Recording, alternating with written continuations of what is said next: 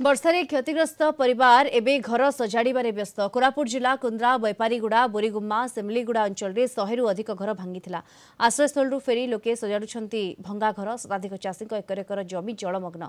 विशेषकर नदी कूलर अधिकांश जमी क्षतिग्रस्त होइछि। वर्षा प्रभाव में विभिन्न स्थान में रास्तार अवस्था दयनीय हो पड़ी। राजस्व कमिशनर कुंदरा बैपारीगुड़ा गस्त कर स्थिति अनुध्यान कर प्रबल वर्षा जो जिलार जलापुर डैम्र 4टी गेट और तेलेंगिरी जलभंडार गोटे गेट खोल जल निष्कासन कर अतिरिक्त जिलापाल कोटपाड़ गस्त कर स्थिति परखिंट।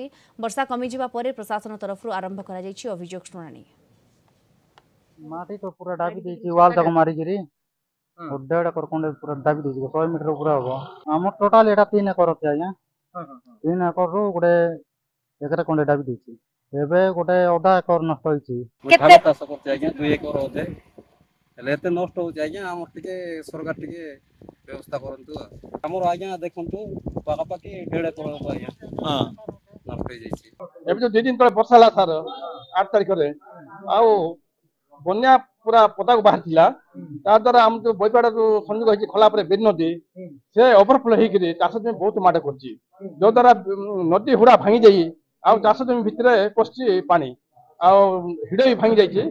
पाखा 40 फुट 50 फुट जेडा भाई मते सृष्टि होइछि आ बालीचर पूरा बाली माडी करी धान जमी पूरा संपूर्ण नष्ट। आमे जिलापाल को तत्वावधान ता संगे संगे हम उपजिलापाल को तत्वावधान रे आमे जेमिति नियमावली अनुसार हम सब करू चेष्टा करू किछि ना सब ठीक ठाक अछि। तापर आपण भी निजे देखुथु हम जो फ्लड रेस्क्यू सेंटर माने जोटा अछि सेटा समस्त खाद्य पेय भी ठीक ठाक दिया जाउछि। हमर फ्री किचन तो एबे कंटिन्यू रहबो किंतु जिलापाल को फर्दर निर्देश जेमति रहबो ताको हम बेस कर हम आगु बढ़ू।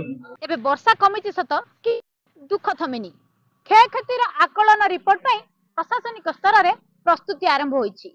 सेपटे शह शह एकर जमी रे पानी आ बालीचर माडिछि। सिकुल अपेक्षा करि रहिचंती क्षतिपूरण पई। यार भितरे आउ गोटे वर्षा आगु रहिछि। एबे द्वंद्वरे सिकुल पुटकुंद्रारु मधुस्मिता मिश्र कलिंग टीवी।